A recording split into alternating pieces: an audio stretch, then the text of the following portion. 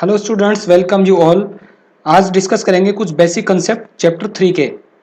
This is all about pair of linear equations in two variables.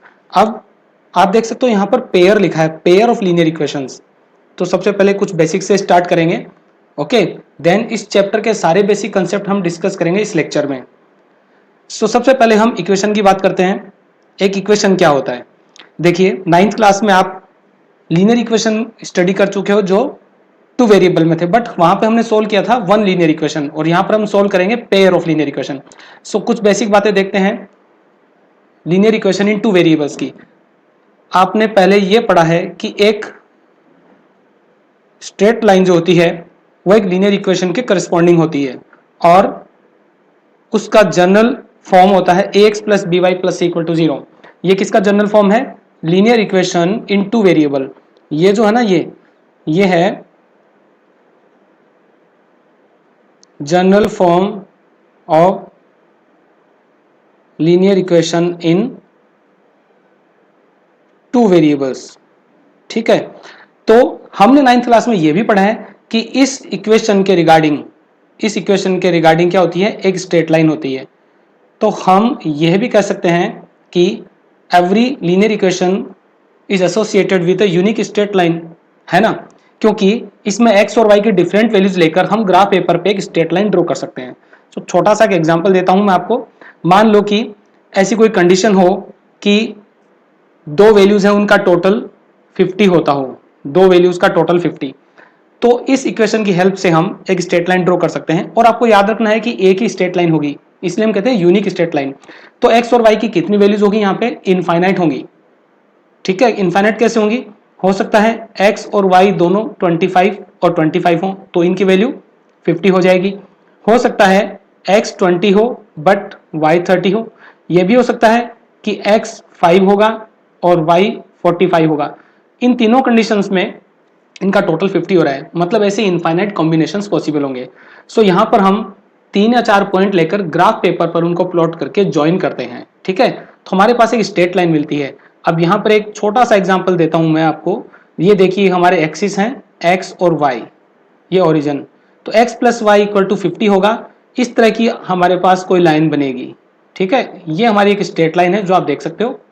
इसका मतलब कि कोई भी लीनियर इक्वेशन गिवन होगा तो हम उसके करस्पॉन्डिंग एक स्ट्रेट लाइन ड्रॉ कर सकते हैं।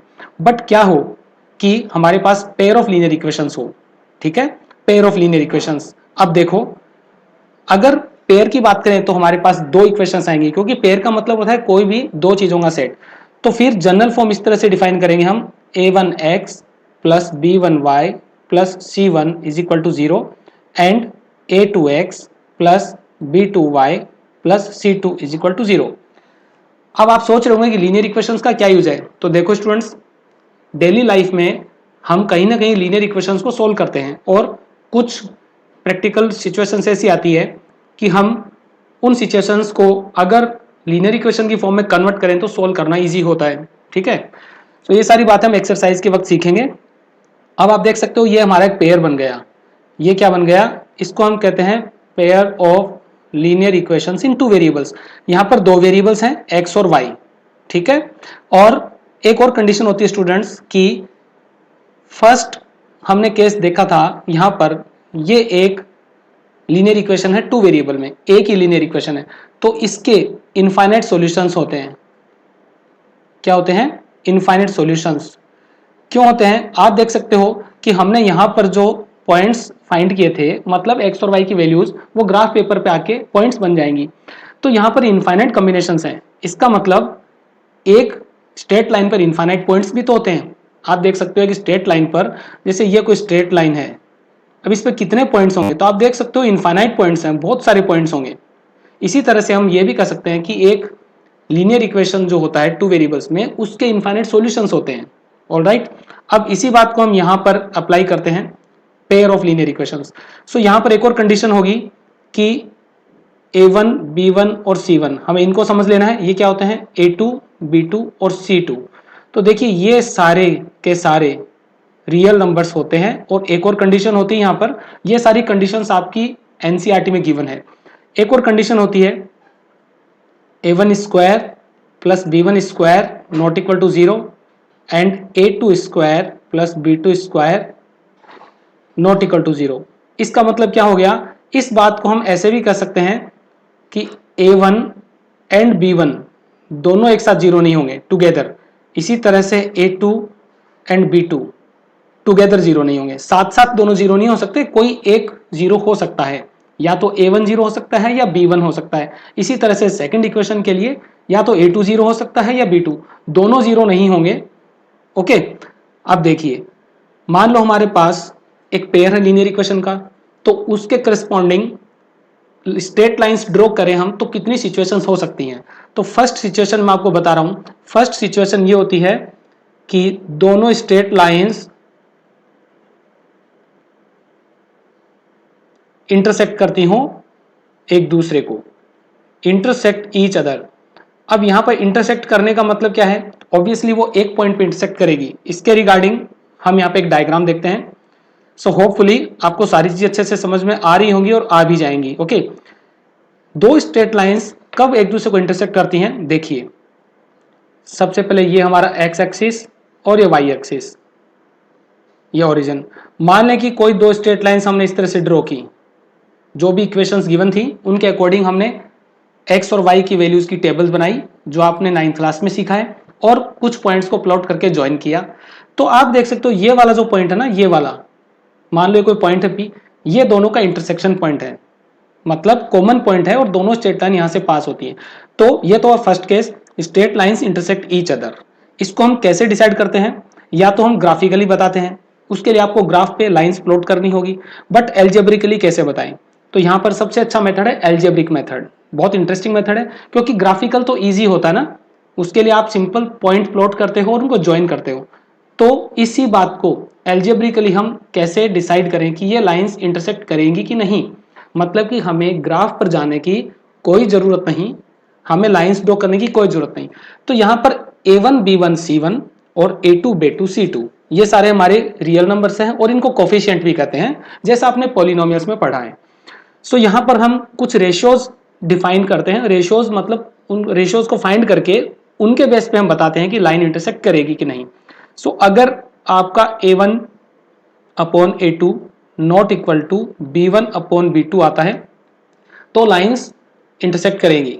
इसको याद रखने का इजी तरीका है कि यहां पर आप इक्वल टू के पास जो देख रहे हो, मतलब जो नॉट इक्वल टू का साइन है, उसमें आपने क्या किया, इक्वल को क्रॉस कर दिया। देखो इस सिंबल को आपने क्या किया, इक्वल लगा के कट किया। तो आप याद रख सकते हो ना इसे कि हाँ लाइंस कट करेंगी। तो ऐसी एक छोटी सी ट्रिक अपने माइंड में बना लेना, ठीक है। सो जब भी कभी ऐसा हो, ये सिचुएशन अगर आ रही हो, तो लाइंस इंटरसेक्ट करेगी। इसके लिए हमें c1 अपॉन c2 फाइंड नहीं करना, करेक्ट। देन हम चलते हैं सेकंड केस में। सेकंड केस ये हो सकता है, स्ट्रेट लाइंस आर पैरेलल। तो स्ट्रेट लाइंस पैरेलल होंगी। अब इसी बात को हम पता कैसे करें, अगर स्ट्रेट लाइंस पैरेलल होगी तो स्टूडेंट्स इसके लिए हमारा डायग्राम ये होगा, ये मान लो एक्स एक्सिस, ओके, ये वाई एक्सिस। अगर दो स्ट्रेट लाइंस पैरेलल हैं तो हो सकता है वो लाइंस इस तरह से हो, और पैरेलल लाइंस में कोई पॉइंट कॉमन नहीं होता। आप देख सकते हो फर्स्ट केस में पॉइंट कॉमन था क्योंकि वो इंटरसेक्ट कर रही थी, और एक ही पॉइंट पे इंटरसेक्ट कर सकती हैं, एक से ज्यादा नहीं हो सकता। बट पैरेलल होगी तो कभी भी इंटरसेक्ट नहीं करेगी। तो ऐसे बहुत सारे प्रैक्टिकल एग्जांपल्स हमारे पास है। तो इसका एक एग्जांपल मैं आपको देता हूं पैरेलल का। सपोज जैसे रेल होती है, ओके, रेल मतलब जो पटरियां होती है ट्रेन की, जिसपे ट्रेन चलती है, वो पैरेलल होती है, वो कभी भी नहीं मिलती, चाहे वहां पे टर्न आ जाए तो भी वो पैरेलल ही टर्न करती है।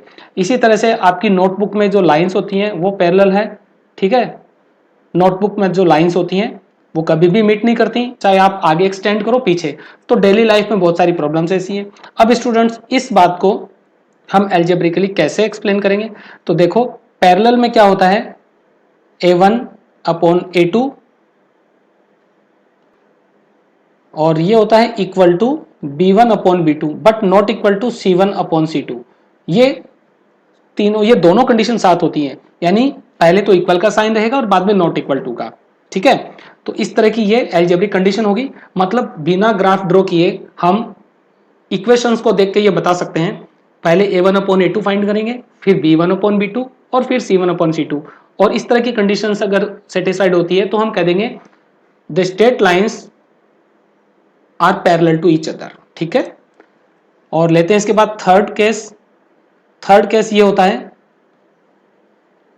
Straight lines are coincident. अब देखिए कोइंसिडेंट का मतलब क्या होता है, ये बहुत इंटरेस्टिंग पॉइंट है। थर्ड जो हम डिस्कस कर रहे हैं ना, तो एक बार ग्राफ बना लें इसका, ये एक्स एक्सिस, ठीक है, ये वाई एक्सिस। आई होप आपको सब कुछ अच्छे से विजिबल हो रहा होगा। ओके स्टूडेंट्स, अब देखिए कोइंसिडेंट का मतलब क्या होता है। मान लीजिए आपने एक लाइन ड्रॉ की इस तरह से, और दूसरी लाइन भी आपकी एग्जैक्ट इसी पर ओवरलैप हो रही है। ठीक है, हो सकता है वो आगे जा रही हो, आपने जो भी पॉइंट्स डिसाइड किए हैं, लेकिन जब एक्सटेंड करोगे तो दोनों लाइन एक दूसरे को ओवरलैप करती हुई रहेंगी। इस तरह से दोनों लाइंस ओवरलैप करेंगी। इसका मतलब अल्टीमेटली दोनों इक्वेशंस एक ही हैं। तो कहने का मतलब एक इक्वेशन दूसरे का मल्टीपल है, बट ये सारी बातें हम एक्सरसाइज में सीखेंगे। ठीक है, सो यहां पर एल्जेब्रिकली क्या कंडीशन होगी, देखो a1 upon a2 equals b1 upon b2 equals c1 upon c2।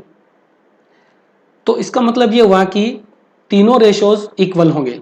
मतलब a1 अपॉन a2 फाइंड करेंगे, फिर आप b1 अपॉन b2 फाइंड करेंगे, और फिर c1 अपॉन c2 फाइंड करेंगे। और अगर ये तीनों इक्वल है तो आप बिना ग्राफ को ड्रॉ किए, ठीक है ना, बिना ग्राफ ड्रॉ किए आप ये बता सकते हो कि yes the lines represented by the given pair of linear equations are coincident. तो ये क्या करती है, हर लाइन हर पॉइंट पे इंटरसेक्ट करती हैं। हम ये भी कह सकते हैं ना, क्योंकि जब एक पॉइंट पे इंटरसेक्ट करती है तो एक ही केस होता है, बट दो लाइंस अगर सारे पॉइंट पे इंटरसेक्ट कर रही हो, इसका मतलब वो एक दूसरे को ओवरलैप करेंगी, मतलब कोइंसिडेंट हो जाएगी, हर पॉइंट से पास करेंगी दोनों लाइंस। ओके स्टूडेंट्स, फिर यहां पर कुछ टेक्निकल टर्म्स आती है। देखिए आपने एनसीईआरटी में देखा होगा कंसिस्टेंट और इनकंसिस्टेंट, और एक डिपेंडेंट भी आता है। तो अब हम इनको समझते हैं क्या होता है। सबसे पहले हम ये देखते हैं यहां पर जो फर्स्ट और थर्ड केस है। अभी ये जो तीन केस आप देख रहे हैं स्टूडेंट्स, यहां पर मैंने आपको बताए फर्स्ट और थर्ड। सो इन तीनों को हम कंपेयर करते हैं और कैटेगराइज करते हैं कंसिस्टेंट और इनकंसिस्टेंट में। तो देखिए आप नाउ स्टूडेंट्स, अब हम ये देखते हैं क्या मतलब होता है कंसिस्टेंट और इनकंसिस्टेंट का। सबसे पहले हम बात करते हैं कंसिस्टेंट। कंसिस्टेंट यानी कि जो पेयर है वो कंसिस्टेंट है, तो हम क्या कहेंगे, गिवन पेयर इज कंसिस्टेंट। सो जब भी हम कंसिस्टेंट कहते हैं इसके दो मीनिंग होते हैं। ओके, दो मीनिंग होते हैं। देखो, एक तो फर्स्ट केस ये होता है, दोनों केस हम यहां पर डिस्कस करेंगे जब लाइंस इंटरसेक्ट करती हों। क्या करती हों, लाइंस इंटरसेक्ट करती हों। तो इंटरसेक्ट करने की कंडीशन क्या थी students, a1 upon a2 not equal to b1 upon b2।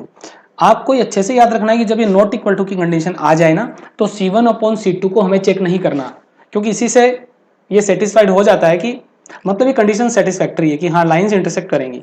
Second case हमारा था कोइंसिडेंट लाइंस, यानी कि हर पॉइंट पर इंटरसेक्ट कर रही है, कोइंसिडेंट लाइंस। तो इसकी कंडीशन हमारी क्या थी, a1 upon a2 equals b1 upon b2 equals c1 upon c2, ये कंडीशन थी। तो ये दोनों केस जो आते हैं ये कंसिस्टेंट में आते हैं, याद रखना आपको, कंसिस्टेंट में। तो एक बार डायग्राम के थ्रू इनको समझ लेते हैं हम। देखो कंसिस्टेंट में क्या आते हैं, मान लो ये दो लाइंस हैं, ठीक है, स्ट्रेट लाइंस, ये एक दूसरे को इंटरसेक्ट कर रही हैं, मतलब कर तो रही हैं, एटलीस्ट इस पॉइंट पे कर रही हैं, ये पॉइंट पी, तो ये कंसिस्टेंट है। सेकंड केस, ये एक स्ट्रेट लाइन है, ओके, और सेकंड स्ट्रेट लाइन भी यही इसी पे ओवरलैप हो रही है, यानी कोइंसिडेंट हो रही है। तो हम ये कह सकते हैं कि both this lines intersect each other at infinite points, मतलब सारे पॉइंट पे इंटरसेक्ट कर रही है। सो ये केस भी क्या होगा, कंसिस्टेंट होगा। तो गिवन पेयर के लिए हम ये कहेंगे the given pair of linear equations is consistent. Okay, बाकी थ्योरेटिकल पार्ट आपको एनसीईआरटी से पढ़ लेना है। ओके, एनसीईआरटी में सब कुछ गिवन है, उसको आपको बहुत केयरफुली स्टडी करना है। देन कोइंसिडेंट, ओके, ये हो गया इंटरसेक्ट और कोइंसिडेंट का हो गया। अब हम चलते हैं सेकंड वाले केस पे, वो होता है इनकंसिस्टेंट। इनकंसिस्टेंट, इनकंसिस्टेंट का मतलब जो कंसिस्टेंट नहीं है, नहीं है का मतलब कि दोनों स्ट्रेट लाइंस के बीच में कोई कॉमन पॉइंट नहीं होगा, मतलब वो इंटरसेक्ट नहीं करेगी। तो आपको पता है कौन सा केस होगा? यस, ये केस होगा पैरेलल लाइंस का। तो ये दोनों लाइंस पैरेलल हैं स्टूडेंट्स, आप देख सकते हो यहाँ पे कोई भी कॉमन पॉइंट नहीं है, मतलब ये इंटरसेक्ट नहीं करेगी। सो ये हो गया इनकंसिस्टेंट। इसको एल्जेब्रिकली हम क्या कहेंगे? यहाँ पे इनकंसिस्टेंट में एक ही कंडीशन आ रही है सिर्फ पैरेलल लाइंस की। तो आपको ये याद रखना कि कंसिस्टेंट में दो केस हो गए और इनकंसिस्टेंट वाला एक ही केस है। यहाँ पर मैं फिर से एल्जेब्रिकली कंडीशन लिख देता हूँ, A1/A2 is equal to B1/B2 but not equal to C1/C2। So अब ये सारी चीजें रिपीट हो गई हैं, ये कंडीशंस आपको याद रखनी है। ओके, नाउ स्टूडेंट्स एक और इंपॉर्टेंट बात है, देखिए जब भी हम एक सिंगल इक्वेशन की बात करते हैं, यानी कि linear equation in two variables, तो इस केस में यहां पर नंबर ऑफ सॉल्यूशंस क्या होते हैं? नंबर ऑफ सॉल्यूशंस होते हैं वो इनफाइनाइट होते हैं। और इस लेक्चर के स्टार्टिंग में हमने एक एग्जांपल लिया था, क्योंकि x और y की इनफाइनाइट वैल्यूज होंगी, x + y = 50 लिया था हमने, आपको याद होगा। आप ऐसे भी समझ सकते हो कि इसके करस्पॉन्डिंग जब एक स्ट्रेट लाइन हम ग्राफ पेपर पे प्लॉट करेंगे तो उसमें इनफाइनाइट पॉइंट्स होते हैं, ठीक है। तो ये दोनों बातें एक दूसरे से आप कनेक्ट करके इजीली मेमोराइज कर सकते हो। सेकंड केस, अभी हम पेयर ऑफ लीनियर इक्वेशंस पढ़ रहे हैं, ठीक है। तो इस तरह से ये हमारा फर्स्ट इक्वेशन होगा और ये होगा सेकंड इक्वेशन। अब देखो इस केस में क्या होगा, यहां पर यूनिक सॉल्यूशन होगा, अगर सॉल्यूशन है तो यूनिक होगा। इनफाइनाइट भी हो सकते हैं, वो अलग बात है, वो कोइंसिडेंट लाइंस हो गया। बट जब दो इक्वेशंस कंसिस्टेंट होती है, मतलब अगर उनके थ्रू जब हम कोई लाइंस ड्रॉ करते हैं ग्राफ पे और वो इंटरसेक्ट करती हैं एक पॉइंट पे, तो वो एक सिंगल सॉल्यूशन ही होता है। यानी कभी भी दो इंटरसेक्टिंग लाइंस एक से ज्यादा पॉइंट पे इंटरसेक्ट नहीं कर सकती, एक ही पॉइंट पे करती है, ठीक है। बाकी एक्सरसाइज में हम मेथड सीखेंगे कि पेयर ऑफ लीनियर इक्वेशंस को सोल्व करने के कितने मेथड होते हैं, ठीक है। तो ब्रीफली हम यहां पर डिस्कस करते हैं। फर्स्ट, ये सारे मेथड जो हैं इनको हम दो कैटेगरी में डिवाइड करते हैं। फर्स्ट है हमारा एल्जेब्रिक मेथड, ठीक है, और सेकंड यहां पे बनता है ग्राफिकल मेथड। सारे ही मेथड इंटरेस्टिंग है और बहुत इजी हैं, और जिन बातों का हमें ध्यान रखना होगा स्टूडेंट्स वो हम एक्सरसाइज के वक्त डिस्कस करेंगे। बहुत छोटी छोटी बातें हैं जिनको यूज करके, जिनका ध्यान रख के हम क्वेश्चन को इजीली सॉल्व कर सकते हैं। तो सबसे पहले हम चलते हैं यहां पर एल्जेब्रिक मेथड। एल्जेब्रिक मेथड तीन तरह के होंगे, ठीक है। सबसे पहला होगा सब्स्टिट्यूशन, सेकंड वाला होगा एलिमिनेशन, ओके, एलिमिनेशन मेथड, और थर्ड होगा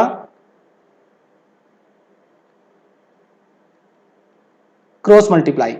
ये हुआ एल्जेब्रिक मेथड। मतलब इन तीनों मेथड में हमें ग्राफ की जरूरत नहीं पड़ेगी, बिना ग्राफ के होगा सब कुछ। मींस कि इक्वेशंस को हम सोल्व करेंगे अलग अलग मेथड से। ट्रांसपोजिंग द टर्म्स हो सकता है, मल्टीप्लाई, डिवाइड और कुछ भी हो सकता है, सारे एल्जेब्रिक होंगे। बट ये जो ग्राफिकल मेथड है ये सिंपल ग्राफिकल है। इसमें क्या करेंगे, हम गिवन इक्वेशन के लिए हम एक्स और वाई की कुछ वैल्यूज फाइंड करेंगे, ठीक है, हमें कुछ पॉइंट्स मिलेंगे, ग्राफ पेपर पे प्लॉट करेंगे और उनको ज्वाइन कर देंगे। सो ये हुआ मेन कंसेप्ट इस चैप्टर का।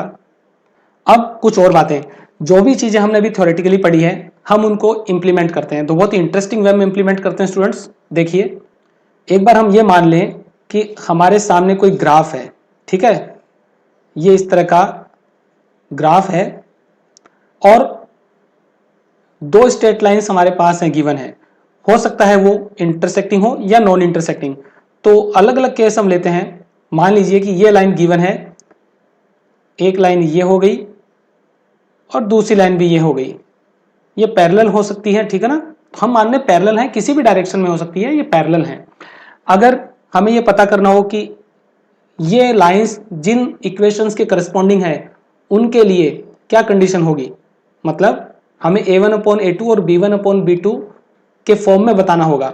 सो कोफिशिएंट्स के फॉर्म में बताना होगा, कोफिशिएंट्स को कंपेयर करके, ठीक है, आप देख सकते हो यहाँ पर कोई भी पॉइंट कॉमन नहीं है, कॉमन नहीं, इसका मतलब ये पेयर इनकंसिस्टेंट होगा। यहां से आपको ये मेमोराइज करना होगा कि इनकंसिस्टेंट पेयर के लिए क्या कंडीशन थी। सो हम इस कंसेप्ट को रिवर्स ऑर्डर में पढ़ रहे हैं, ठीक है। हम ग्राफ देखकर ये बताएं कि ये कंसिस्टेंट होगा या इनकंसिस्टेंट, और जो भी केस होगा उसके अकॉर्डिंग रेशियोज किस तरह से कनेक्टेड होंगे। तो आपको याद होना चाहिए कि A1/A2, देखो सबसे पहले आपको रेशियोज लिख लेने हैं, ठीक है, और ये इनकंसिस्टेंट के लिए यहां पर इक्वल लगेगा और यहां पर नॉट इक्वल लगेगा, ठीक है ना, क्योंकि यहां पर कांस्टेंट जो टर्म होती है उसका बहुत इंपॉर्टेंट रोल होता है। इसके बाद में अगर मान लो आपको ये गिवन हो, सेकंड कंडीशन, फिर से हम ग्राफ बनाते हैं एक्स और वाई एक्सिस। अगर ये गिवन हो कि इस तरह से दो स्ट्रेट लाइंस हैं, वो एक दूसरे को इंटरसेक्ट कर रही हैं एक पॉइंट पे, ऑब्वियसली एक पे ही करेगी, तो रेशियोज किस तरह से रिलेटेड होंगे जो अभी हमने देखे थे फर्स्ट केस में। सो यहां पर ये आपको पता होना चाहिए कि ये कंसिस्टेंट केस है। कंसिस्टेंट केस में क्या होता है, अगर ये इंटरसेक्ट कर रही हैं तो आप सिंपली यहां पे इंटरसेक्ट कर दो, देखो इक्वल का साइन लगा के इसको ऐसे इंटरसेक्ट कर दो। अब इस चीज को आप लिंक कर सकते हो और बहुत इजीली मेमोराइज कर सकते हो, ये इंटरसेक्टिंग होती है जब भी नॉट इक्वल टू हो इंटरसेक्टिंग, क्योंकि हमने इक्वल टू को भी इंटरसेक्ट किया अल्टीमेटली। तो एक हमारे पास छोटी सी ट्रिक, एक मेथड बन गया याद करने का, करेक्ट। देन हम चलते हैं थर्ड केस पे। सो थर्ड केस ये होगा, फिर से हम एक्सिस लेते हैं एक्स और वाई, मान लो ये एक स्ट्रेट लाइन है और दूसरी स्ट्रेट लाइन भी कुछ ऐसी आ रही है हमारे पास, ठीक है, इस तरह से कोई स्ट्रेट लाइन आ रही है। तो यहां पर आप देख सकते हो ये दोनों स्ट्रेट लाइंस इनफाइनेटली सारे पॉइंट्स में इंटरसेक्ट कर रही है, तो ये केस भी हमारा कंसिस्टेंट में आता है, ठीक है ना, कंसिस्टेंट में। तो इस पॉइंट से पहले भी हम स्टडी कर चुके हैं इनकंसिस्टेंट और कंसिस्टेंट के बारे में। तो इस ग्राफ को देख के आप बता सकते हो, मतलब ये सारे कंसेप्ट मैं आपको रिवर्स ऑर्डर में बता रहा हूं। जब हमारे पास कंडीशन होती है तो हम ग्राफिकली एक्सप्लेन कर सकते हैं, बट अगर ग्राफ हो यानी लाइंस अगर शो की गई हो ग्राफ पेपर पे, तो हम बता सकते हैं कि रेशियोज के बीच में क्या रिलेशन होगा। सो यहां पर ये हर पॉइंट पे इंटरसेक्ट कर रही है, तो इसको याद रखने का भी एक इजी मेथड है, बहुत अच्छी सी ट्रिक है। देखो सारे रेशियो आपको लिख लेने हैं, A1/A2 हो गया, B1/B2, देन C1/C2। अब देखो क्या करेंगे हम, आप देख सकते हो ये दोनों लाइंस हर पॉइंट पे इंटरसेक्ट कर रही है, मतलब कि सारे पॉइंट्स कॉमन है, सारे पॉइंट्स कॉमन है तो सभी कुछ इक्वल बना दो, ठीक है, क्योंकि सारे पॉइंट भी तो इक्वल होंगे तभी दोनों लाइन कोइंसिडेंट करेंगी यानी कंसिस्टेंट होंगी। तो यहां पर रेशियोज को भी हम इक्वल बनाएंगे, सारे रेशियोज इक्वल होंगे। सो इस तरह से आप चीजों को कनेक्ट कर सकते हो और ये फॉर्मूले या टेक्निक आप काफी हद तक कोरिलेट करके इजीली याद रख सकते हो। ओके स्टूडेंट्स, सो हमने बेसिक कंसेप्ट इस चैप्टर में इस वीडियो में कवर किए हैं और नेक्स्ट वीडियो से हम स्टडी करेंगे एक्सरसाइज वाइज। ओके, सो आपको इंतजार करना है नेक्स्ट वीडियो का, जिसमें हम एक्सरसाइज 3.1 सॉल्व करेंगे एंड 1 बाय 1 हम चैप्टर को कंप्लीट करेंगे बहुत ही अच्छे तरीके से।